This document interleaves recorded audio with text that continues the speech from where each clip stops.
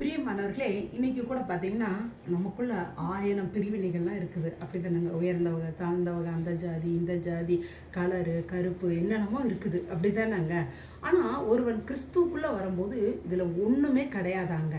எந்த ஒரு ஏற்றத்தாழ்வோ, எந்த ஒரு டிஃபரன்ஷியல் கிடையாதாங்க. இது எப்படின்னு கேட்டிங்கன்னா, நீங்க கலாத்தியர் 3ஆம் அதிகாரம் 27, 28 வசனங்கள பார்த்தீங்கன்னா போட்டிருக்குதுங்க. ஒருவன் கிறிஸ்துவுக்குள்ள, அதாவது நம்ம கிறிஸ்துவுக்குள்ள ஞானஸ்தானம் எடுக்கும்போது என்ன ஆகுதா, நாம் மரித்தவர்களாமாங்க. கிறிஸ்துவுக்குள்ள மரித்து நாம் உயிரோடு எழும்பும்போது கிறிஸ்துவாய் எழும்புறோமாங்க. அப்ப கிறிஸ்துவை ஏற்றுக்கொண்டு யார் ஞானஸ்தானம் பெறாங்களோ அவங்க எல்லாருமே ஒரு குட்டி கிறிஸ்துவ அந்த பூமியில வாழ்றாங்களாங்க.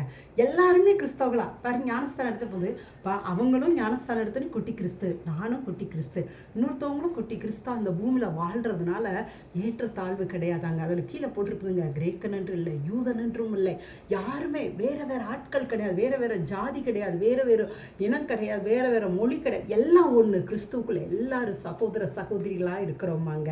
தேங்க்யூங்க. காட் பிளஸ் யூங்க.